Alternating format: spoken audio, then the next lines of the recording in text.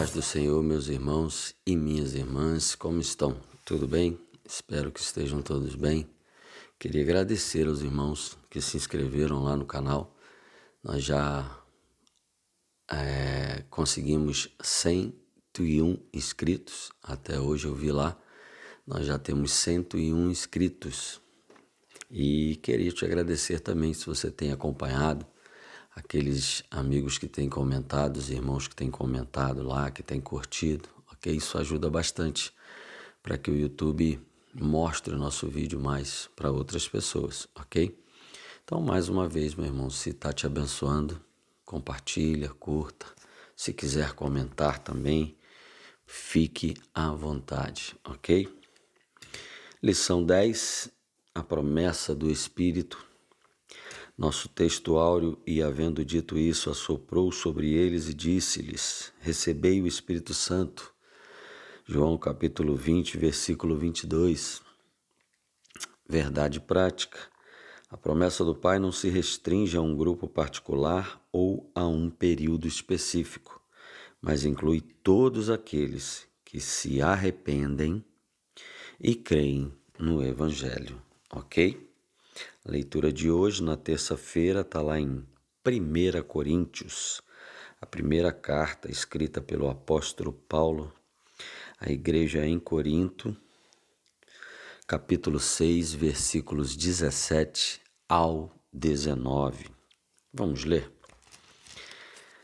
Mas aquele que se une ao Senhor é um espírito com ele. Fujam da imoralidade sexual. Todos os outros pecados que alguém comete fora do corpo os comete. Mas quem peca sexualmente, peca contra o seu próprio corpo. Acaso não sabem que o corpo de vocês é santuário do Espírito Santo que habita em vocês, que lhes foi dado por Deus e que vocês não são de si mesmos? Eu vou ler o 20. Vocês foram comprados por alto preço, portanto, glorifiquem a Deus com o seu próprio corpo. Eu li o 20, meus irmãos, porque quando a gente vê aqui, né, no 19, e que vocês não são de si mesmos, né? E aí no 20 ele explica por quê. Porque vocês foram comprados por alto preço. Vocês sabem que alto preço foi esse? Que foi pago, né? Que nós fomos comprados por esse alto preço. É exatamente o sacrifício de Cristo na cruz, a vitória de Cristo sobre a morte, sobre o pecado, porque nós éramos escravos do pecado. Nós estávamos mortos em pecado. Ou seja, nós éramos condenados, aprisionados, escravos do pecado, totalmente separados de Deus, né? Mas nós fomos comprados, né, por um alto preço que foi a morte de Cristo na cruz. Vencendo a morte e ressuscitando ao terceiro dia, ele nos comprou, ele tomou todo o poder, tudo de volta, reconquistou, venceu. Ok? Então, por isso que Paulo estava deixando muito claro aos crentes da igreja de Corinto que tomassem muito cuidado, que não praticassem imoralidade sexual. No contexto, a cidade de Corinto era o local onde era muito forte, né, a idolatria à deusa Afrodite, que é a deusa aí da fertilidade, do amor, do sexo, né, ao entendimento humano, o amor como sexo, né? E era normal, né, que as pessoas fossem ao templo de Afrodite e se prostituíssem com as sacerdotisas de Afrodite, que eram mulheres que estavam ali para prestar esse tipo de culto. Os homens iam, pagavam, né, pelo sexo, e isso era um culto que abençoaria a família, trabalho, a colheita, né? Então, quem era devoto ali, né, dessa deusa, né? Acredito que a grande maioria, pela conveniência de poder ter, né, esse sexo, essa prostituição. Então é muito cômodo para aquele que valoriza esse tipo de coisa, a luxúria, né? A libertinagem, né? Então imagina, né, você ter na sua cidade uma deusa que todo mundo acreditava, né? Ela era a deusa quase que principal, onde tinha um templo, né, muito grande, e também tinha não só culto de prostitutas, não, mas tinha de homens também, prostitutos também. Então não só os homens iam ter relações sexuais com as sacerdotisas de Afrodite, mas as mulheres também. Então era muito cômodo, né, praticar o adultério, a libertinagem, o sexo livre, já que era algo religioso, né? Então, para mim é uma baita de uma sem-vergonhice. Mas o apóstolo Paulo, ao pregar o evangelho ali, muitas pessoas creram, porque o Espírito Santo as convenceu do pecado, da justiça e do juízo. Mas ele estava sempre alertando, né, para que as pessoas parassem, não voltassem às velhas práticas, né, e explicando o porquê. Porque quando você se une a Deus, quando você se une a Cristo, quando o Espírito Santo te convence, né, do pecado, da justiça e do juízo, as velhas práticas morrem, a idolatria acaba. Você entende que só existe um único Deus e que tudo além disso é uma artimanha de Satanás para conduzir as pessoas para a perdição, principalmente dessa forma. E o diabo age muito, meu irmão. O diabo age muito na prostituição. O diabo age muito na parte sexual. Porque é um pecado contra o corpo, né? É um pecado contra o corpo e o corpo é templo do Espírito Santo. Então, como o Espírito Santo vai poder habitar em você, ou em mim, ou em qualquer outra pessoa que pratica a imoralidade sexual, que faz coisas com o corpo que o Senhor abomina, que o Senhor reprova. Por isso que nós temos que ter cuidado com o nosso corpo, devemos cuidar do nosso corpo. Por isso que a gente não faz coisas que matam o nosso corpo, né? As pessoas têm que ter cuidado.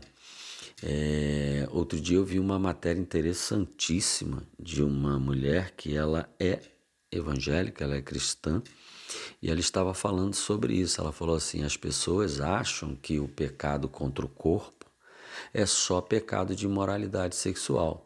Por exemplo, adultério ou sexo antes do casamento, masturbação, pornografia, né? Tudo que é relacionado a sexo sem te ser lícito, sem te ser permitido, principalmente pela vontade, pelas leis de Deus. Mas ela alertou que pecado contra o corpo, por exemplo, é a gula. Pessoas que comem desenfreadamente não comem porque precisam, comem com os olhos, comem porque gostam, comem pela vontade, né? E isso também é pecado. A Bíblia coloca esse pecado da gula, da comedeira, né?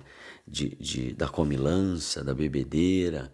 Ela coloca esse pecado no mesmo grupo de pecado sexual, do adultério, entendeu? E aí a gente se pega, né, cometendo esse pecado, né? Pessoas que não podem comer açúcar, né, e comem açúcar. Pessoas que não podem abusar do sal e abusam do sal. Pessoas que não podem comer gordura e abusam da gordura. Na grande maioria das vezes estão passando por isso porque abusaram no passado, não comeram bem, não tiveram equilíbrio, né, meu irmão? Infelizmente, meu irmão, eu também tô nessa, porque todos nós gostamos de exagerar um pouco em alguma coisa que a gente gosta, né? Mas a palavra de Deus também nos condena. Existe uma dieta bíblica, principalmente que Deus deixou para o seu povo, né? Quando eles estavam ali no deserto, até uma dieta bíblica existe, né? O que é bom comer, o que não é bom comer, o que eles deveriam comer naquele período, que seria melhor, né? Então Deus tem uma preocupação muito grande com o povo dele, né? E quando você se une a ele, que o Espírito Santo te convence, você entende e você se une a Deus, você começa a viver uma vida nova com Deus, o seu coração realmente entendeu, você se arrependeu e você na sinceridade, em verdade, em espírito, em verdade, você começa a viver uma nova vida com Deus. É preciso que tenhamos muito cuidado, porque a nossa carne não se converte, meu irmão, né? Os nossos hormônios, é até parecida, né? As palavras hormônio, demônio, né? Então, a gente tem que ter muito cuidado, porque o jovem, né? Jovens, os adolescentes, né? Tem uma fase que tudo isso tá num fervilhão, tá num turbilhão de emoções ali, e nós precisamos ter muito cuidado. Não só os solteiros, mas também os casados, porque às vezes casais que são casados corretamente diante de Deus, que são fiéis uns aos outros, não cometem adultério, mas cometem imoralidade sexual juntos, né? Ali no seu leito, no seu ninho, né? Então é preciso ter muito cuidado. A gente precisa saber, né, até onde se pode ir, ok? Com relação a isso, para que seja uma bênção na tua vida e não a sua perdição e não maldição. Se alguém ainda tem um problema, meu irmão, com a imoralidade sexual, com a pornografia, com desejos incontroláveis, coisas que vira e mexe fazem você estar com pensamentos muito impuros, muito ruins, muita luxúria, né? Essa coisa toda. É bom que você busque o Senhor. É bom que você busque o Senhor para que Ele te ajude a vencer esse gigante. Porque é isso que Ele vai fazer, meu irmão. Ele vai fazer e vai te fortalecer para que você vença esse mal. Você vai ser provado para ser aprovado, ok? Eu torno a repetir, eu estou sempre falando isso para os irmãos. O Senhor não vai tirar de você algo por poder, ou por magia, ou como no estalar de dedo, não. É preciso que nós resistamos ao pecado. Resistir ao diabo, ele fugirá de vós, ok? Afaste-se da aparência do mal. A Bíblia nos ensina dessa forma. Então, fica muito claro que a gente não vai ter isso tirado da gente como passe de mágica, ok? Nós precisamos resistir, nós precisamos vencer. Nós conhecemos a história do próprio apóstolo Paulo, história muito conhecida, onde ele fala: Senhor, um emissário de Satanás vem me esbofetear por causa disso. O Senhor, não estou dizendo que não estou dizendo que tem nada a ver com imoralidade sexual o problema de Paulo. Eu não sei o que era, né? E acredito que ninguém saiba, né? As pessoas têm muita especulação com relação a isso, né? Muito achismo, mas o apóstolo Paulo, ele falava com Deus: Senhor, esse espinho na minha carne, tira esse espinho da minha carne. Um emissário de Satanás vem me esbofetear por causa disso. Era algo que Paulo tinha problemas, era algo difícil para Paulo. Na sua humanidade, como homem que nasceu, né, com essa carne contaminada pelo pecado, contaminada pelo erro, né, pelo mal. Nós temos uma tendência ao mal muito grande, precisamos ter consciência disso.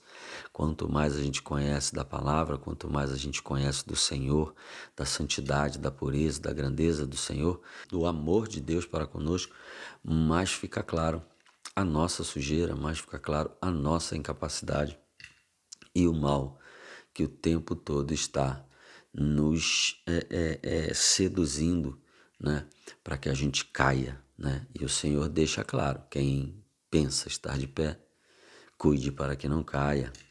Resistir ao diabo e ele fugirá de vós, ok? Foge da aparência do mal. Então, a gente tem que examinar, a gente tem que nos examinar, né? Examinarmos a nós mesmos, para que a gente não se engane, né? E realmente abandone as velhas práticas. É muito difícil, assim como era para Paulo, né? Ore ao Senhor, resista, né? Tem uma música, até um louvor muito conhecido, que é a Vitória: vai chorando, geme e chora, mas resista, ok? E o Senhor disse para Paulo, né? Paulo, a minha graça te basta. Por quê? Eu creio que Paulo resistia, meu irmão. Isso é a graça de Deus. Porque Paulo também dizia com a sua própria boca: viver para mim é Cristo e morrer é lucro. Então, nem que ele tivesse que resistir até a morte, ele resistiria, né? E foi ele que escreveu: cuidado com a imoralidade sexual, não faça isso. E ele sabia que naquela cidade era um grande problema. Muitas pessoas convertidas na igreja de Corinto tinham acabado de sair dessa vida, né? Conviviam até com familiares que ainda eram dessa prática, dessa vida. Você imagina hoje você ser crente numa família inteira que ninguém é crente, que todo mundo curte a vida, você vai ser o caretão, você vai ser criticado. Então eu imagino que isso acontecia e Paulo estava sempre ali, fortalecendo, exortando e ensinando e explicando, porque, né, deixando bem claro, com palavras do próprio Deus, para que o Espírito Santo cada vez mais convencesse, ensinasse e esclarecesse para aquelas pessoas, para que elas realmente entendessem. É assim que nós vimos ontem, né, que o Espírito Santo veio para nos ensinar todas as coisas e nos lembrar de tudo aquilo que Cristo nos ensinou, para nos conduzir, né, para a vida. Então, tinha o caso também, né, que parece que as sacerdotisas elas tinham as cabeças raspadas, então ficava muito evidente quando uma nova convertida ela começava a frequentar a igreja, porque as pessoas, né, o preconceito, né, a nossa humanidade preconceituosa, ela com certeza era, né, alvo de olhares. E olha, essa daí, ó, era profetisa, era sacerdotisa lá do templo, lá era uma prostituta e tal. Então, o uso do véu, meus irmãos, que o apóstolo Paulo falou para que todas as mulheres tapassem suas cabeças, era para que as próprias mulheres não conseguissem distinguir qual delas era, né, tinha sido prostituta até o seu cabelo crescer e tal. Mas o apóstolo Paulo, por um bom período, ele falou: as mulheres só podem frequentar as reuniões com o véu, né, um pano sobre a cabeça. Esse costume ainda está aí, muitos povos, não sei se vindo daí, né, desse conselho de Paulo, mas tem muitos países, muitos povos que fazem com que a mulher cubra até o próprio rosto todo, né? Você nem vê os olhos dessa mulher. Algumas permitem ver os olhos, outras permitem ver nem os olhos, ok? E é quase que um crime, se não for um crime, em alguns países, a mulher mostrar o rosto, ok? Então, meus irmãos, é muito sério, né? Porque nós vimos aqui no 19, no 20, no versículo 19 e 20, que fala que nós fomos comprados por um alto preço. Vocês lembram quando eu falei para você que o Espírito Santo não poderia habitar dentro do homem antes, quando o homem era propriedade? Propriedade do pecado. Ele era escravo, prisioneiro, condenado. Ele era um servo, ele era um escravo, comprado, né, pelo pecado e pela morte. E Jesus teve que vir, né, como homem, para vencer o pecado como homem e tomar de volta todo esse poder, todas essas vidas, o direito, né, e a condição para poder agir no homem, fazer e conduzir o homem à salvação, ok? Quando ele disse na cruz: está pago, consumado e está pago, a dívida está paga. Então, todo aquele que crê, né, como a gente vê aqui na nossa verdade prática, todos aqueles que se arrependem e creem no Evangelho. Se arrependem, meu irmão, porque só é possível se arrepender se você foi convencido, né, que você era escravo do pecado, né, que você estava morto, afastado totalmente de Deus, e que aquele que venceu a morte estava te dando, né, te chamando e com toda a autoridade, todo o poder que foi dado a ele sobre todas as coisas, ele estava te dando, né, a salvação, ok? E você entendeu, você se arrependeu, tá? E você se entregou. Você creu, porque a gente também já falou muito que crer não é simplesmente acreditar, meu irmão. Não é porque você está numa situação horrível da sua vida e aí alguém diz para você, ou num culto, numa pregação, ou um amigo, ou de qualquer outra forma, que Jesus morreu na cruz para te salvar e que se você aceitar Jesus, você vai ser salvo. Que Jesus muito é usado que Jesus vai mudar a tua vida aqui na terra, que se você estava desempregado, você vai arrumar emprego, que se você está com um problema em qualquer área da sua vida, que tudo vai se resolver, ok? E Jesus veio para dar salvação, Jesus veio para tirar você da morte para a vida, né? Do pecado para a justiça. Ok? Então, muito acontece, mas muito mesmo, mas numa proporção absurda, gigantesca. A grande massa de convencidos, né, estão convencidos porque elas precisam mudar a situação horrorosa que elas se encontram, né?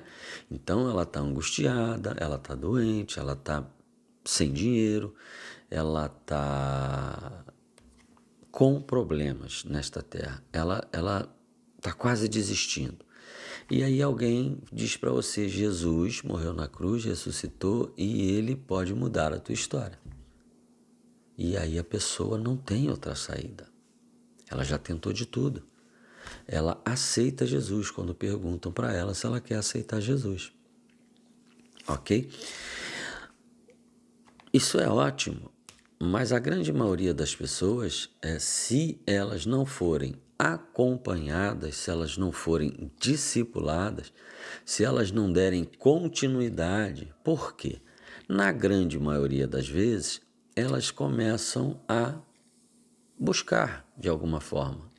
Elas não sabem por onde começar. Elas precisam ser guiadas. E aí, Deus usa quem para fazer isso?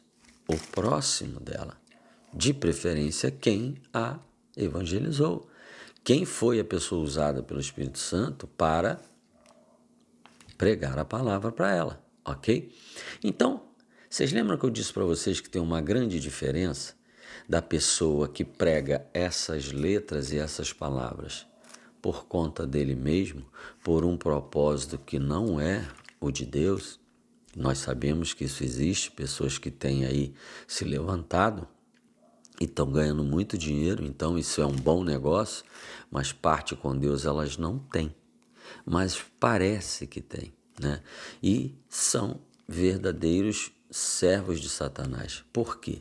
Sem amor é impossível agradar a Deus. Então, a pessoa prega uma palavra falsa, um sofisma, né, que é uma mentira com aparência de verdade, mesmo muito parecida, e a pessoa, porque está arrebentada, precisando de solução para o problema dela, ela aceita Jesus, entre aspas, mas ali ela não vai ter a fonte que jorra água viva.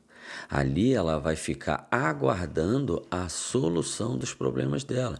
Assim como às vezes você vai numa igreja que fala, se você der um voto de R$1.000, tudo vai melhorar financeiramente na tua vida.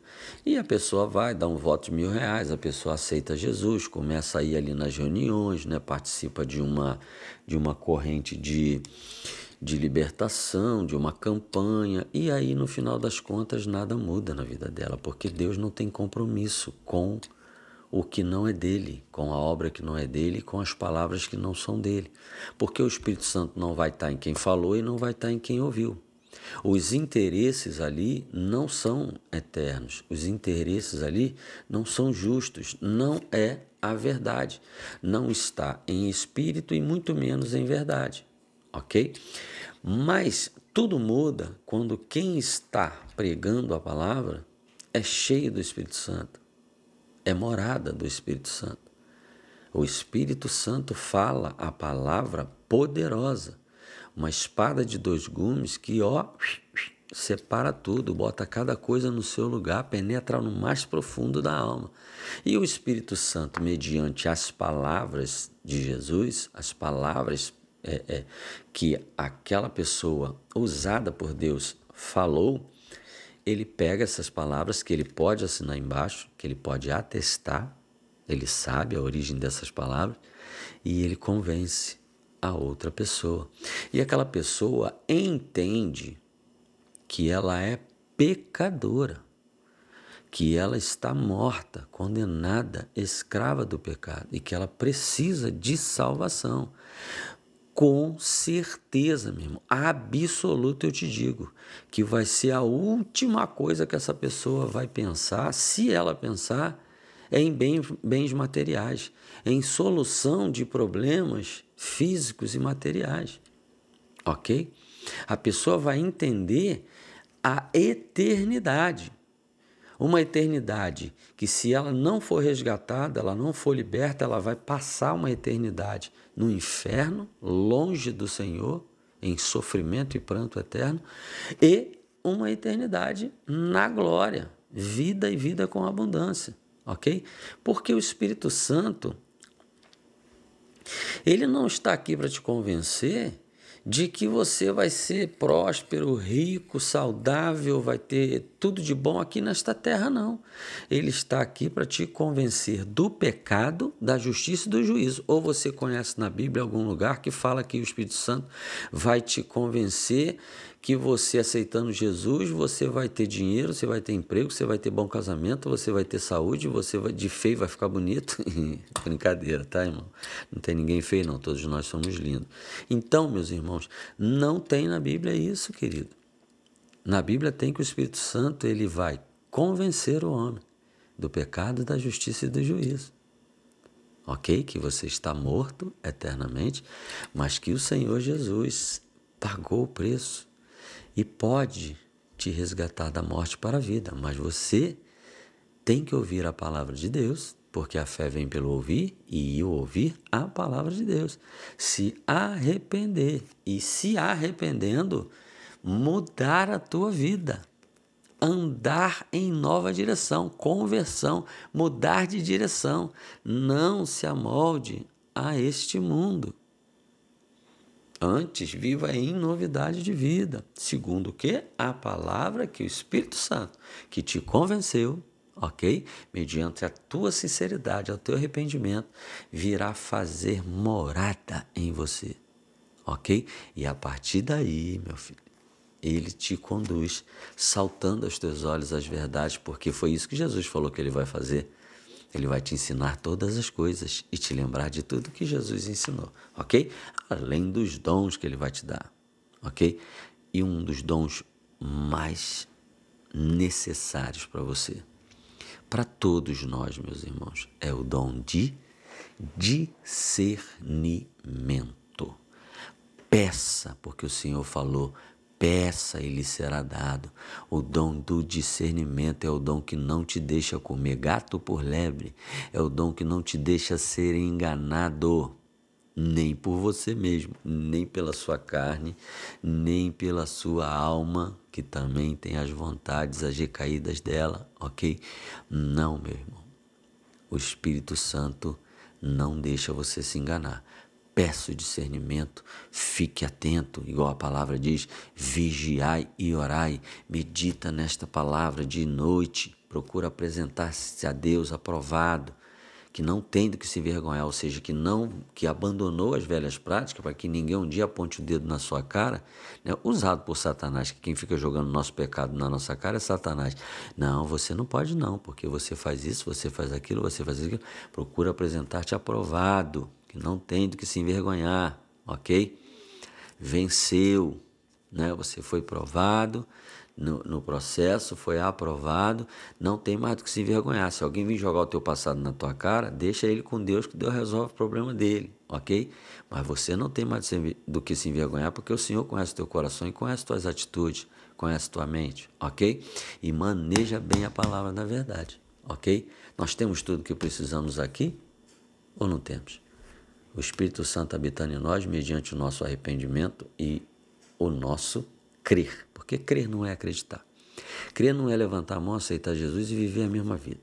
Ou não, se eu quero receber a bênção, eu não vou mais fazer isso, não vou mais fazer aquilo, porque não pode, né? Quem é crente não pode fazer isso. Não é isso, meu irmão, isso é superficial. Eu cheguei a falar isso em outro vídeo, né? Muita gente aceita Jesus. Eu não creio nem que a gente tenha condições de aceitar Jesus, porque a gente acabou de ver aqui agora. Jesus nos comprou, meu irmão, mas é só para quem se arrepender e crer, ok? Não é para todo mundo, é para quem se arrepender e crer. Lembra dos 2 ladrões? Não, os dois malfeitores lá na cruz, do lado dele, da esquerda e da direita? Né? A Bíblia deixa tudo muito claro.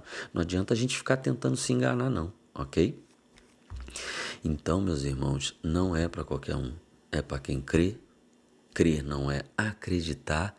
E aí você precisa receber bênção, você para de praticar coisinhas erradas. Mas você ainda não é morada do Espírito Santo, porque você só não faz a coisinha errada porque é como se fosse uma barganha. É como se fosse uma troca. Aí eu não vou agir errado para ser abençoado. Não é assim que funciona, ok? Nós precisamos ser um com Deus, como vimos aqui a partir do versículo 17, tá? Porque os pecados que a gente comete fora do corpo são pecados. Mas os pecados que nós cometemos dentro do corpo, a gula, né?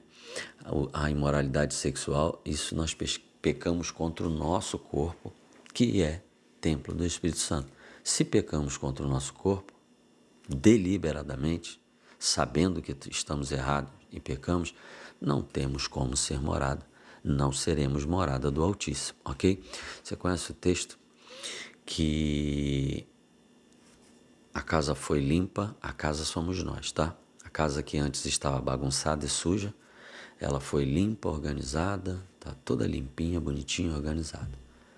Mas está vazia. E aí o demônio vem, o espírito mal vem, olha e vê que ela está vazia. Ele não entra não, ele vai, chama mais 7, ok? E eles tomam aquela casa que está vazia. E o estado daquela casa fica muito pior do que estava antes. Então, meus irmãos, precisamos ter cuidado. Quem pensa estar de pé, cuide para que não caia. Se estar limpo, limpe-se ainda mais. Se está sujo, vai rolar na lama logo, entendeu? Porque com Deus não se brinca. De Deus não se zomba. Aquilo que o homem plantar, isso ele vai colher, ok? Foge da aparência do mal, resistir ao diabo e ele fugirá de vós, ok? Nós precisamos nos arrepender e crer. Crer é amar, é obedecer, é honrar, é novidade de vida. Que o Espírito Santo possa falar tremendamente ao seu coração, à sua mente, te trazer esse entendimento e que nós, meus irmãos, possamos estar cada dia mais arrependidos de tudo aquilo que a gente faz que desagrada ao Senhor. Amém? A paz do Senhor e até amanhã.